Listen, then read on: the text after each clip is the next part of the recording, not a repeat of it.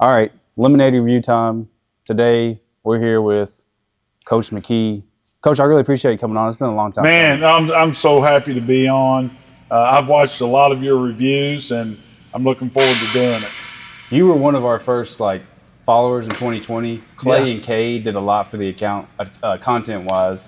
They still do, but I appreciate the support. I really do. Well, I appreciate you, Fletch. I don't know how many of your followers know your football story, but if there was one word that I would use to describe your career, is you were very persistent, and that's what you've done with this. It's a lot of people have a lot of ideas, and people give up too quickly instead of sticking with it. Correct me if I'm wrong, but you took Thorn Brandt's place at guard when you were a senior. All right. What did you do your junior year? Didn't you play some JV when you were a junior? I did play some JV. And that's okay. Yeah. My point to that is so many kids, if they're not starting by a certain point, then they give up. Mm-hmm. And it's the same with this. If you had said to yourself, well, if I don't reach 500 followers within 6 months, I'm giving up. Right. And you have stuck in, and that's what has made our program over so many years. Guys like you are what make it great. Now Scotty, Daniel, Theo Price, Keith Guy, those guys that you played with, Grayson Miller, they were great players. And they were a lot better football players than I was, and probably a better football player than you. But you got to have Austin Fletchers, and you got to have you got to have those grinders. And you remember the first play of the Lafayette game your senior year, the opening game? R28. No, we put Scotty at quarterback. We ran R99. We practiced it. I made a little chart. We practiced it 50 times. You were playing left guard. You had to pull and kick out the defensive end. You did it perfect. Kicked the guy out. Scotty cut up, took off. Scotty got run down. Yeah. He's the guy who messed it up. I drew up a good play. You made the great block. Scotty was too slow, and they got him run down. But we went ahead and scored, and we had a great year. I just have so many memories from that season, and I look back on them. I don't know. I haven't seen him in forever, but I love B. Scott. He was the other guard. You played left guard, I think, and B. Scott played right guard. And when we played in the finals, they kept cutting him. He would pull, and they would cut him. You remember that? He was getting pissed. Yeah, he was pissed. We had the banquet about 2 or 3 weeks later. Of course, we won, and everybody's in a great humor. We had the banquet, and Elmo, do you remember B. Scott coming into the banquet? He still had a crutch. B. Scott came in. He was still crutched up, milking that knee injury. But, I think when you look back on how satisfying that was, because not just you, but many of us, coaches, players, we worked so hard for so long to reach that pinnacle. We had a good team for probably a decade. We first went to the finals in 2004 when we won it in 2013. So you're looking at a 9-year period there. We had several teams that were really close. And, to get over the hump was awesome. So I'm fired up. That relationship then has spurred us still being able to be here. See, Clay turned 30, so you're either 30 or 31. So, we're 12, 14 years removed, and we still have that bond because of the game of football.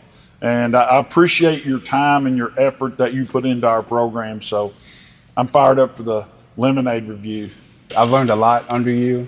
One thing I've realized in teams and authority figures, they really try to kind of micromanage and control people. And I feel like you really did what was best for the team. So, for example, my junior year, Palmer Ward was the kicker. And is that the year he came out late? Yeah. I interrupt you. Go ahead. Go ahead. I want to hear your version of it. This is your elimination. Great. Yeah, Palmer came out late, but what were you? Go ahead and finish. I can remember back to it, and he had to have a certain holder, and we played Harrison County, and we're way up on them, and the holder and Palmer get this idea. We're up 40-something to nothing. They're going to run a fake on their own. There's the old LSU fake where the holder catches it and throws it over his head and the kicker catches it. They do it. Was Sable the holder? Okay. Sable. But I'm from Harrison County. So that's where once all the boys got out of school, I moved back there. That's where I live now. I played there.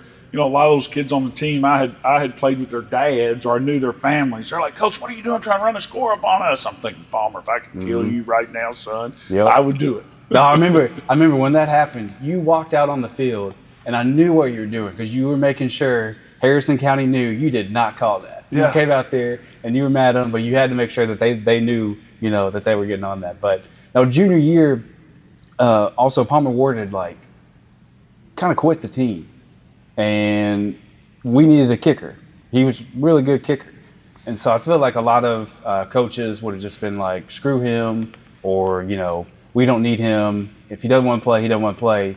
You obviously knew, you were self-aware that he was good. So after practice, you took 10 of us to his house, and we pitched him to come back on the team. And he was in band, and he was in a lot of other stuff that was outside of football. But you really indirectly kind of told him he could kind of do whatever he wanted as long as he kicked for Scott County. Now, correct me if I'm wrong, but I felt like that was really like a learning experience in my life, because there were times when Palmer would draw Batman on the whiteboard. I don't think you'd let other players do that, but you were just like, we need a kicker, we'll let him do that. And so you never really, micromanage people like that, which I thought was well, what I hoped was that, Palmer would go through an adjustment period, and then eventually his love of the game would come back, and it worked out positively. It did. I mean, he ended up having an amazing year that year, and then he's the all-time leading PAT in the history of high school football in Kentucky. Palmer Ward has kicked more successful PATs than anybody, 297. And I'll tell you a story. It's funny you bring that up. I don't know if you remember Connor Owens. I know you do. His dad, Bruce Owens, friend of mine, coached at Georgetown College for, 30 years. Really good coach, good recruiter, great recruiter of our school. I had about thrown in the towel on Palmer. And he called me, and he said, are you making progress? Because Connor's on the team. He's a senior. Bruce, the football coach, and a dad. And so he knows how important it is for us to have a kicker, and a good one. Palmer wasn't just a kicker. I mean, Palmer was an elite kicker. And so I said, Bruce, I'm giving up. I've done I think I've done everything I can do. He said, you can't give up. You can't give up. We've got to have it. And then so we bantered back and forth, and I think he actually came up with the idea of getting the guys together and going out to Palmer's house. And Palmer's dad, Tim Ward, is still with us. He still helps our kickers on Friday night. And so he really wanted Palmer to kick. And so I called Tim, and, when we went out there that night, I don't know how much you remember about it. I don't remember all of it, but I can remember leaving thinking, I don't believe he's going to play. I still don't think he's going to play. I'm not sure what. You'd have to ask Palmer what tipped him. And when he came back, he wasn't in all the way. He just had one foot in the boat and one in the water. But eventually, we got both feet in the boat. Yeah. And if you remember in the state championship game, when Scotty scored to take the 21-14 lead, we kicked it deep. And it was really cold. Ball doesn't travel as well in the cold. They had a good returner. That's how they had scored their first half touchdown. They'd run a kickoff back inside our 10. And the guy was back right on the goal line. And he caught it, and he bobbled it just a little bit, and his right foot, if you go back and watch the film, went into the end zone. And when any part of your body goes in the end zone in high school football, it's a touchback. And then now all of a sudden they had to go 80 yards with just 30 seconds left, and they weren't able to do that. So it was a team effort. I think you got your support staff here behind us that people won't see when they see this, and that's what it that's any successful organization is a team effort. Nobody can do it by themselves. You just can't. So you got any other great stories before we get into the lemonade review? I got Scotty got run down. He's too slow. B. Scott was in on a crutch. Yeah. We barely got Palmer Ward out, but thank goodness we did. So that's 3 good ones. No, yeah. Keith Guy and Theo Price in the state championship game were so cold, they were on the sideline, they were just freezing. Finally, I said, guys, just go up underneath the stadium, open this door, go in there, and stay warm after the offensive meeting. And when we get the ball back, I'll come and get you. Yeah. And I was like, hey, all right, we're about to get the ball. Let's roll. Right, yeah. Those guys are really good players. I mean, I think that you have to understand, and I know you know this, I bet if you go back and you look at your Lemonade reviews, the most successful ones is when, you had people on that drew the audience in. And that's like coaching. And that's what football is. Coaching is important. Don't get me wrong. Coaching is an important aspect of a team. But it's really players. Mm-hmm. Scott was so good. You would throw the ball out to him, and it would look like a great play. It was they defended it perfectly. He was just so good. He'd make somebody miss, and he would go gain yards. Right. Grayson Miller was that kind of player. Austin Crank on the defensive line was a really good player. I can't tell you how many times did we toss a ball to Theo or Keith, and they got the guy dead to rights. And Keith said, I see you around, bud. Made a miss. So, whether it's Lemonade Review or whether it's a football team, the players are the key. The better your players are, the better your team's going to be. Yeah. And one player I want to talk about is Clay McKee. He was my quarterback for about 58% of my football career. And I think Clay, I've got to sit down with Clay and talk football with him. Obviously, playing the college football video game. Have you ever played that? You know what? I don't. I don't have any type of Xbox. What are they now? PlayStation? I don't know. Xbox. I don't have any of that kind of stuff. I would have no idea how to play. I didn't know if you'd ever sat down with him. No, I haven't. We'd sit down, and he's probably the smartest guy I know because I've sat down with him and talked to him with football. I've learned a lot from Clay, and I think Clay's brilliant with just football and everything like that. There was a time senior year, we're playing male. It's late in the game, semifinals. You tell the tight end that we're running 26 power, and you tell the tight end you have to line up on the correct side. So once we get in the huddle, Clay has always done this since middle school. So Clay's like, hey, I'm gonna need you to line up on this side, So we get out there, you call timeout, you're pissed off at the tight end. But then Clay lets you know, like, hey, this is what I saw and everything like that. And you're like, okay, we'll do it your way. Have you learned things from Clay in the coaching world now that, he's coaching and everything? Are there things that you've learned from him? Because obviously he's learned from you. Oh, absolutely. If you go back, I think that Clay fits a lot in the same mode that, some of the things I talked about your career. Clay was a master. You can never get bored with the details. Not that I'm certainly need to be the Lemonade Review critiquer, but the number one critic of the Lemonade Review has got to be you. And when you get bored with the tiny little details, and that's what our offense has been based on for so many years, is this hand here, this foot here, ball here, hands here, head fake here. And, I think we were 12-2 when Clay was in 10th grade. We were 15-0 when he was in 11th grade. So that's 12-15. That's 27-2. And we were 10-2 when he was a senior. So, he was 37-4 as a starter. Yeah. And, every offense starts with the quarterback. The guy we had last year, and he'll be a junior this year, Charlie Ellison.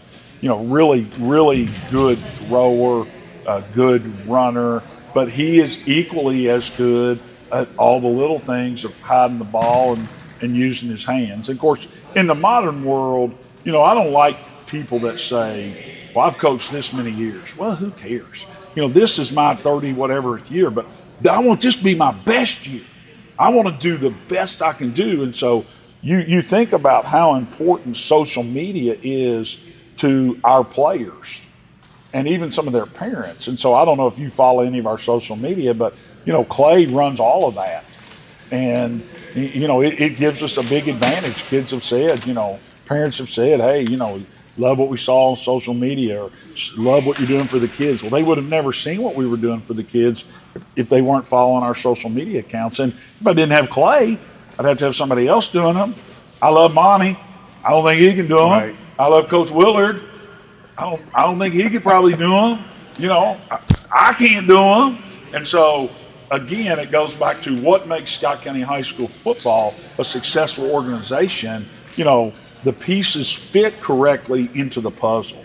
And Clay's piece is a big one, and he teaches at the middle school. You know, we'll have 50 freshmen or so on our freshman team this year, about 20 from Scott Middle. And that's because Clay's their PE teacher.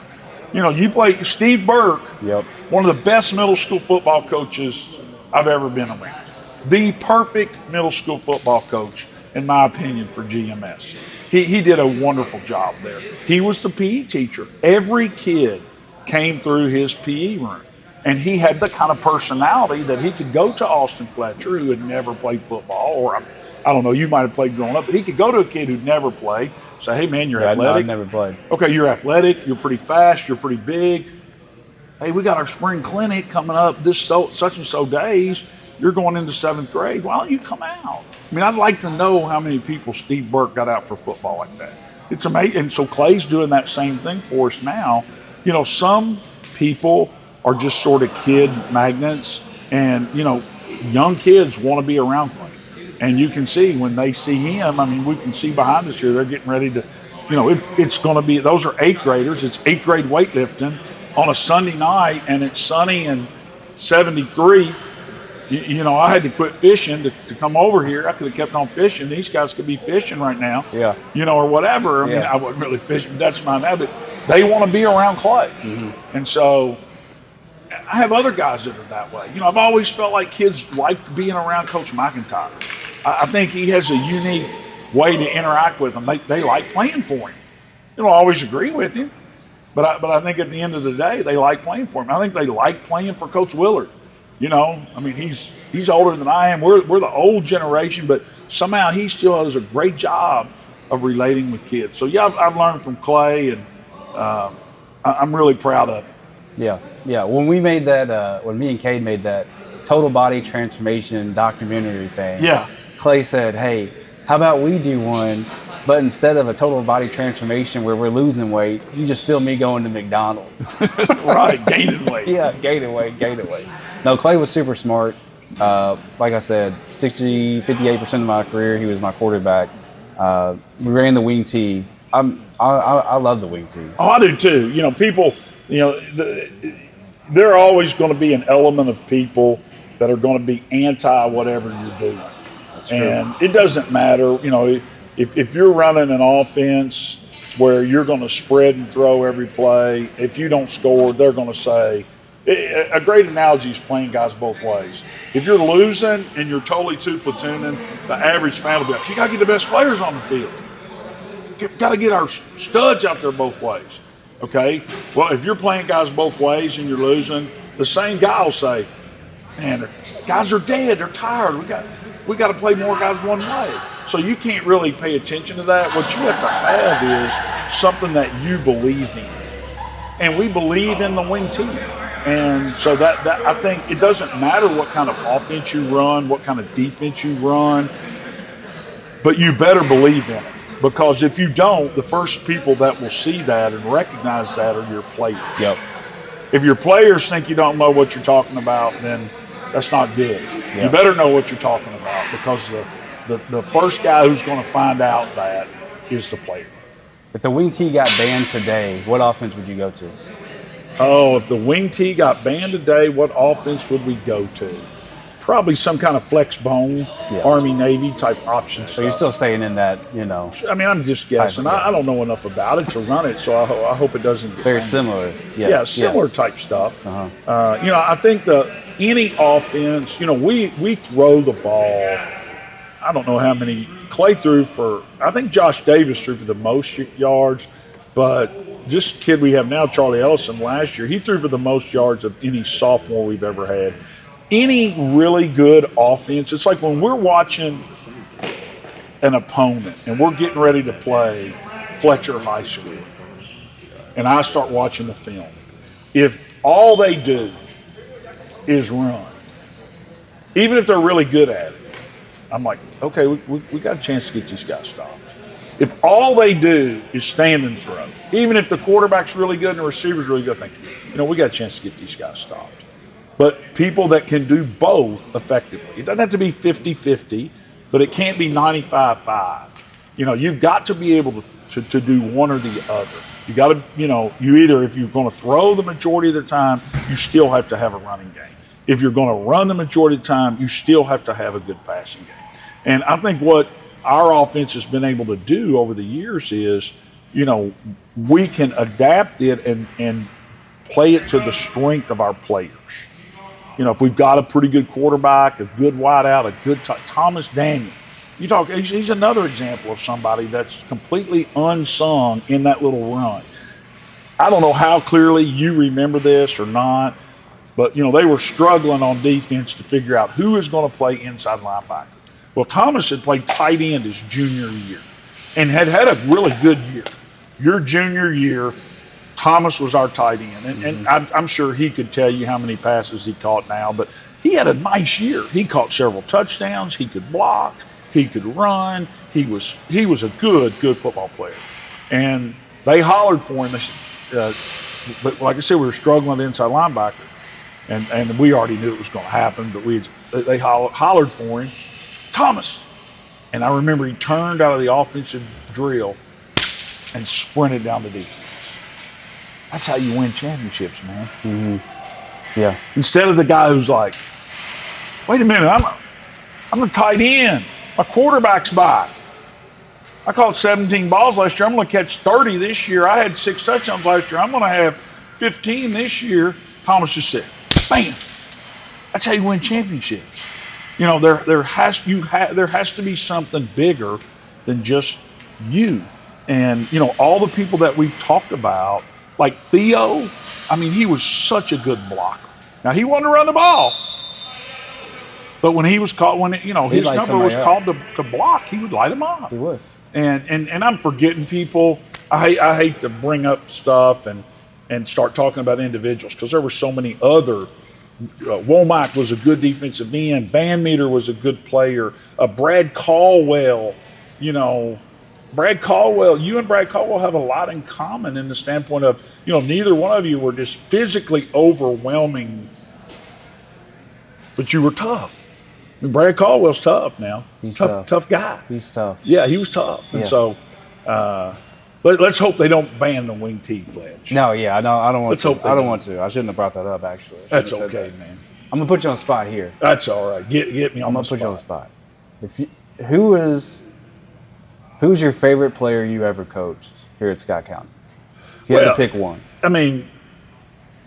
Whenever my career's over, whether that's today or next year or in 10 years, I could not have asked for a better place to raise my kids. I got to coach my sons. They're the best. Those are the best players I ever coached. Not necessarily the best, most talented, but the best interaction, the best experience I had was as their dad, getting to coach them. And I told them at a young age, people will say, well, you treat your son like everybody else. Well, hell, he's your son. Yeah.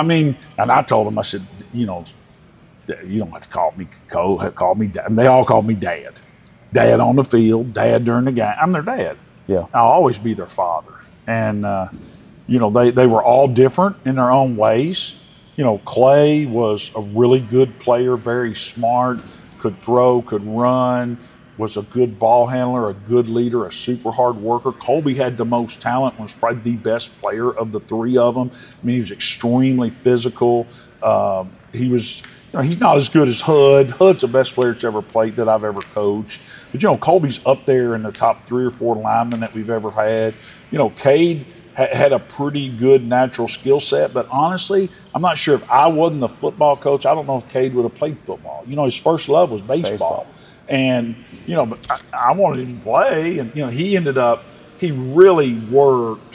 When we went to the finals in 18, Cade had a tremendous stretch at the end of the regular season and through the playoffs. And it was the year Clay tore his Achilles at Georgetown, and so he helped us.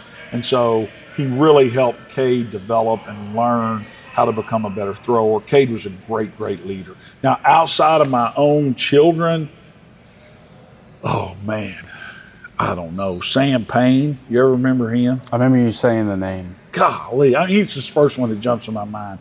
He played linebacker and inside guard for us. He wore number 52. I don't know. He was such a hard worker. Brandon Lawson played at Georgetown College. Those two guys stick out to me. They were tireless workers and could play both ways without. I remember Sam played offense, defense, and covered kickoffs. And he, guys that'll maybe get a little winded and they're on the kickoff team, you'll see them, they'll be like, hey, I've even had them they'll try to get somebody on and be like, hey, get me on this kickoff. Oh, yeah. When I'm not looking or whatever. He never did that one time. Yeah. So that's tough. I'll go with my sons. Hud's the best player that's ever played here. Okay. In my opinion. I think Brian Hudson, there's no debate. There's no 1A. He's one. He's the best. Yeah. Yeah. And he was such a hard worker too. Golly. Who? Hudson. Brian Hudson was. If you brought these three guys to practice when he played, and I don't know if they know anything about football. They may be experts or they may be totally novice. But they said, okay, guys, you got 30 seconds to go out there and watch him practice and pick out the best player. Well, they would all nail it. He is. He's 6'4" to 6'5". He's over 300 pounds. He can move. He's smart. He's motivated. He's very humble. He takes coaching. He's unbelievable. He's with he's in the league right now. Right. Yeah. And speaking of a shout out, I don't know how closely you all follow it, but Trace is in AAA with the Mets right now. Remember Trace Wilhite that played with Cade, played baseball. He graduated 1 year in front of Cade. Well, anyway, there have been so many amazing athletes that I've had the opportunity to be around over the course of 30 years at this school. We're really blessed with a bunch of good players. We got a bunch of good guys on our team this year. Timmy and Mongo's right up in there with Scotty and some of those guys in terms of he might be the best skill guy we've ever had. And, he's a Mr. Football candidate. He's going to be a senior. So what we're going to do is we're taking Fletcher Lemonade Review on the road to a home game, and we're going live from the game for a review in the fall. Oh, are we? Okay. That'd be a good idea. That'd be a good idea. Yeah. We'd love it. Just do it on the field. I'm not really worried about Fletcher Lemonade Review. I'm trying to get some more promo for Scott County football. Hey, we're down to do it. We're down to do it. You know, I'm good. I'm good with that. No, we had I'm looking back on like the state championship run, that backfield. Like you kept saying, Keith, Theo. Like Kevin Clausen. We haven't brought him up. I don't like doing this because we're going to leave somebody out that's going to watch and they're going to be like, what? But no, those guys that was a great backfield. And if you remember, in your junior year in 2012 when we lost at Trinity, we graduated. D. Love was a really good player, was the fullback, and Jaquivo Edwards and Hunter Nelson were the halfbacks. So we had to replace our entire backfield. Now, Kevin played quite a bit in 2012, but Keith was a freshman. Theo, I'm not even sure he finished the year in 2012. And so we had a lot of pieces coming back on the line, but we had to have a new fullback and two new halfbacks. And Kevin, if you remember, hurt his hamstring in the preseason, and he missed the first 5 games. He came back at Clark County in week 6. I don't know if you remember anything about the game, but he ran wild. Mm-hmm. He had about 150 yards in the first half, and I looked over and he was taking his pants off, and all he had on was his girdle and some shorts, and Dan had his hamstring nice up. He said, "That's all I got for tonight, Coach." I'm like, "Oh, you're good, man. We're up 50-0. Great half, son." Yeah. No, luckily we had. But Noah stepped in there as a sophomore. Had luckily, we had somebody like that that was able to step up and do that. And I felt like Kevin kind of like mentored him too. Like he did. It wasn't a. You can see a lot. You can find out a lot about. People talk about culture. It's a buzzword. Our culture. I don't know how you define culture, but I know you can look at little things that'll happen, and that will define it for you. But it's like when a guy goes into the game for another guy, Like I always like for them to slap fives going on and off. Yeah.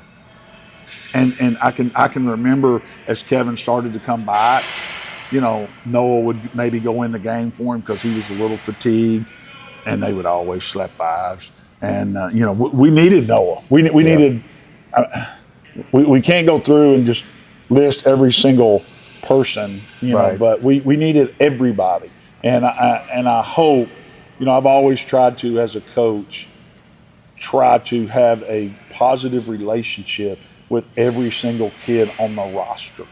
To know their name, to talk to them, to know about them, and to find some type of role that they can play and feel like they're making a valuable contribution to our team. Because it can't just be the head coach and one assistant and two or three of the best players. Football's the ultimate team game. A guy that can stand on the mound, throw 95 from the left, you can have a great pitcher, he can keep you in the game. A couple guys that can knock down 8 or 10 threes can keep you in the game. In football, you got to have got to have Palmer Ward, you got to have a kicker. Mm-hmm. Yep. There you go. There you go.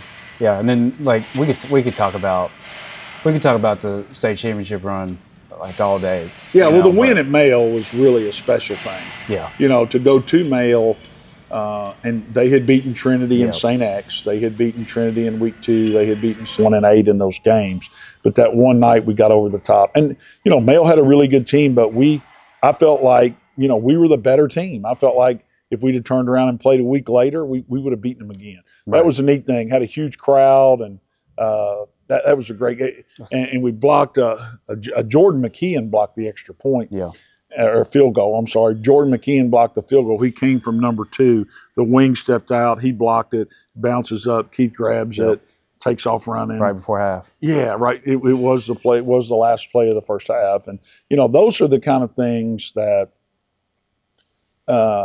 Those are the memories that you never forget. It doesn't matter. I'm 56. Who knows how much longer I'll coach or how much, but if it's tomorrow's the last day, or whenever the end comes for me, those are the memories that you never forget. It doesn't matter. I'm 56. Who knows how much longer I'll coach or how much, but if it's tomorrow's the last day, or whenever the end comes for me, man, I'll never forget that. That ball bouncing up and Keith guy and seeing him take off. Yeah. And, I love Scott County football. I've loved it. I saw the guy at Houston, Kelvin Sampson, the basketball coach at Houston. And really smart guy. I really like to listen to his interviews. He's got a good take on a lot of things. But he was talking about the difference in a coach's relationship with a player versus a player's relationship with a coach. And he said, the players they're my life. Now, I'm not the player's life. But for us to be successful, the players, that's my life. And people say, football coach, you got to be more than that. It doesn't define you. Well, I'm not worried about being defined. But what I can tell you is Scott County football has been my life for 30 years. And I've tried to give everything I have to help the young men that are involved in the program be as successful as possible. I do not allow all that loud music in the weight room, so that's a generational change. So you used to not. So, no, that's Clay. Okay. Those are the 8th graders. He's got the music rolling. Now, when I have class in the morning with the upperclassmen, no music. When I was in here the other day, he was doing it, and I was like, must be a new thing. No, the kids really like it. I don't like it is simply because safety. I'm Mr. Fuddy-Duddy, I'm sure, but I like to be able to communicate with them when I see something that they're doing that's not, hey, your elbows on that power clean have got to get through quicker. That's the excuse. They say it's an excuse, but that's the reason I tell them. But I will let them turn it on sometimes. Yeah. No, that's good. It's always late in the workout, though. No, I felt like that my junior year, we played against Trinity. I know you and Hatfield and another coach sat down and dissected film for like hours before we played Trinity my junior year. James Quick was out. You correct me if I'm wrong, I still think they were expected to blow us out. We weren't supposed to be in that game. But I remember the preparation for that game was insane. Like, I mean, we were all locked in, and you had this game plan, like Clay Maples in there on the edge, and we had this game plan, um, and the practice up to that game, the week of practice up to that game was, I mean, everybody was locked in. I mean, everybody. So we go to Trinity. I mean, you did your thing with the defense. Offense does its thing. You got Pat Murray picking off a screen. We're up. What are we up? 21. We're up We got up 14. 14-0, and we lost 21-14. Coach McIntyre deserves a lot of the credit for what we were able to do defensively. But he would tell you if he was sitting here, we had some really good guys in the secondary. Bon Christopher was a corner, was really good. Scotty played in the secondary. Yeah. Jalen Haddix in the secondary. I shouldn't do this because I'm going to forget the other. I'm not thinking of the other safety right off the top of my head, or the maybe Jordan McKee was at corner. But we did. We had played them in the finals in 2011, Yep. and they had beaten us badly. And you're right, but some things happened. James Quick did get hurt. He was a real juggernaut for them. He was like their motion guy on offense. They would move him around. I don't think they had any idea that we were going to come and do what we did that night. But we got beat, and I learned a lot that night. When Pat Murray picked that pass off and ran it back for a touchdown, it put us up 14-0. Like I thought for a brief second. I thought we'd won that game. I thought we won it all. I thought we'd won that game after. I thought as soon as we hit that, not only have we won this game, we've won next week's game because I knew or felt like we would beat, and they did. Trinity beat PRP in the finals to death. I think it was 62-7. Yeah. And I had looked at who I thought we'd play in the finals, and I didn't do a good enough job of coaching late in that game. It's the old adage of playing not to lose versus playing to win, and probably got too conservative on offense. But, there's a saying, you can't unscramble an egg. Once you hit that egg on the side of that frying pan and it hits there, there's no putting it back in. So your only choice is try to learn from it. And so I really tried to learn a lot from the end of that game. So when we're in similar scenarios now, it's okay, even though you have the lead, to go ahead and try to go win the game.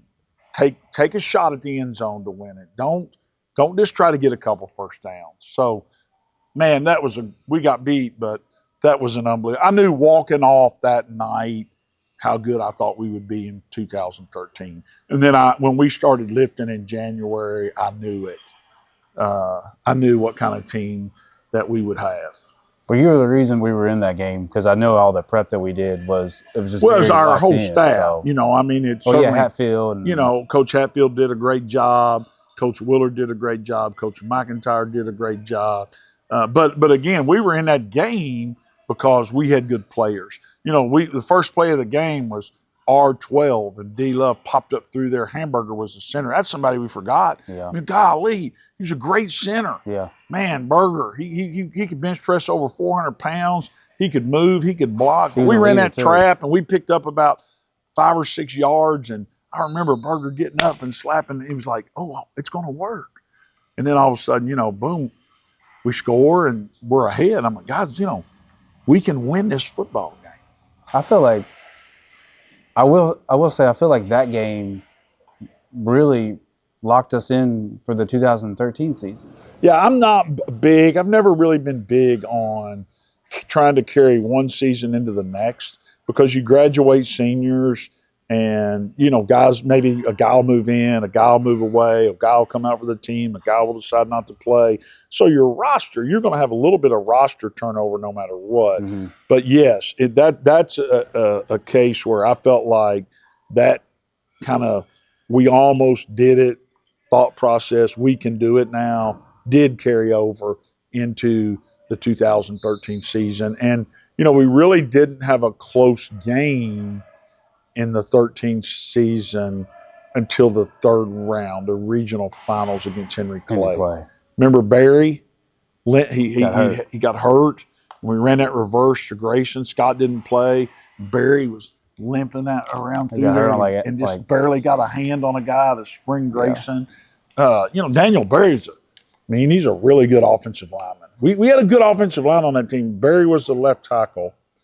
You were the left guard. Berger was the center. B. Scott was the right guard. Mm-hmm. And Big Daff was the right tackle. And Clark Yep. stepped in when Thomas went to defense, and Clark was a good player. Yeah. He's a good tight end. Clay was the quarterback. We already talked about the backfield. Scotty played wideout. There wasn't really a weakness within that unit. And Scott's really the only guy that played any both ways, I think, at all on that team. So that was a really good football team. Yeah. It's the best team we've ever had here. We were really good in 2016, got beat in the semis, beat Ryle in the regional finals. Really good in 2012. Obviously good in 04, 11, and 18 when we went to the finals. But the 13 team's, no question, the best team we've ever had. From top to bottom. Top to bottom. Yeah. And so today we are reviewing the Calypso Great Berry Lemonade. All right. So the Calypsos have been hit or miss, but we have had a lot of people come on to review the Calypsos. Will Levis, Joey Chestnut. I don't know if you're familiar with him. That's a hot dog guy? Hot dog eating guy, yeah. Will Levis and Joey Chestnut. I'm in high company, man. Yeah, no, yeah. We had Shiggy. We had a couple Well. guys. Shake Well, yeah. So do you know how to do this? No. Okay. So I'll just know Shake Well. You got to give me the routine. I just read Shake Well. How do we do it? All right. Flex? So 1 being the worst. Okay. 10 being the best. Anything in between. Is it sour? Is it sweet? Can you drink it with about anything? Right. So that's kind of like what we're going for. Is it like smooth? Does it taste like lemonade, really? So I can't do like Roll Tide Willie and just throw it against the tree. You ever see he does all those crazy reviews? I've seen him do some crazy stuff. Yeah. No, I didn't think you'd do that in here. No, I better not. All right, here we go.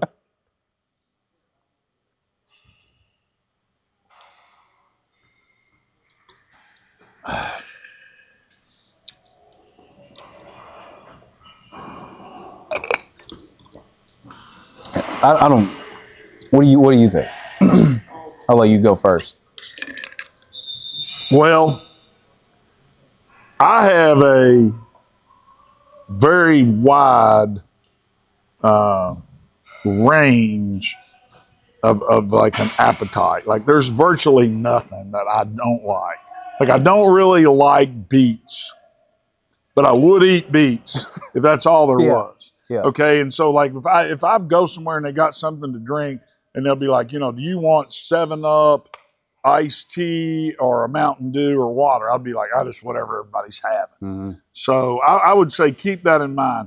But I would not buy a Calypso Great Berry Lemonade unless it was probably one of my only options. So you're not a big fan of it? I'm not a big fan of the Calypso Great Berry Lemonade. Let me get one more shot. You got to drink a couple times.